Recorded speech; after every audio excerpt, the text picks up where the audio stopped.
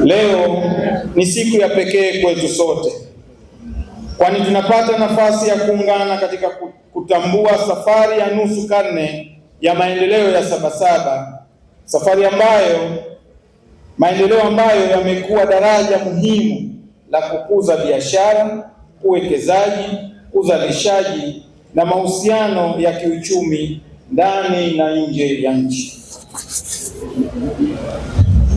Kwa miaka 50 sasa, maendeleo haya yamekuwa jukwaa la kuunganisha mawazo, ubunifu na fursa, yakiwezesha wafanya biashara, wazalishaji, wajasiriamali na wawekezaji kukutana, kubadilishana uzoefu na kujenga mahusiano yenye manufaa kwa maendeleo ya uchumi wetu.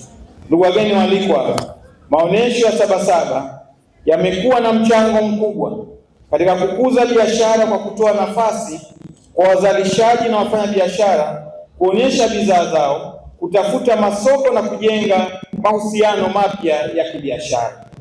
Kwa upande wa Zanzibar, ushiriki wetu katika maonesho haya kwa miaka yote 50 umetuwezesha kutangaza bidhaa zetu, kuonyesha ubunifu wa wananchi wetu na kufungua milango ya ushirikiano wa kibiashara na wadau mbalimbali.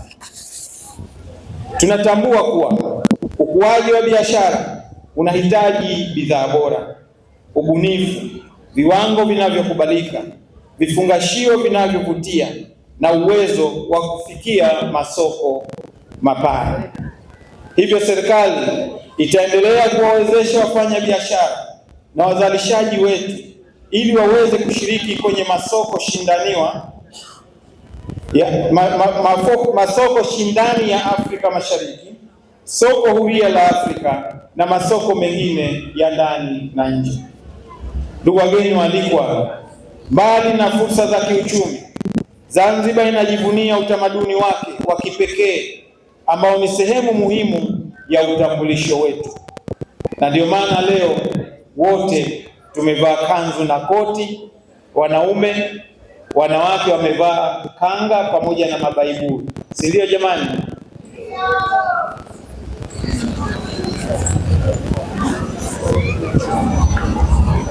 Ndugu wageni waalikwa, kupitia siku ya Zanzibar tunapata nafasi ya kuonesha mila na desturi zetu, mavazi ya asili, sanaa, muziki pamoja na vyakula vya asili vinavyobeba historia na urithi wa jamii ya Mzanzibari.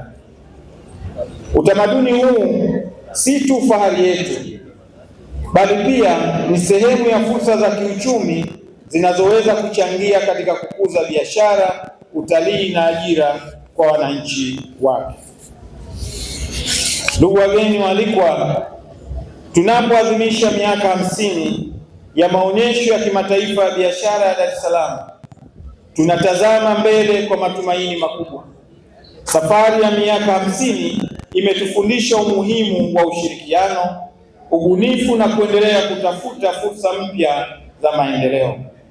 Zanzibar itaendelea kushirikiana na serikali ya Jamhuri ya Muungano wa Tanzania, sekta binafsi, wawekezaji na wadau wote katika kuhakikisha biashara na uwekezaji vinakuwa nguzo muhimu katika kujenga uchumi imara na endelevu kama dira ya maendeleo ya 2050 inavyoelekeza.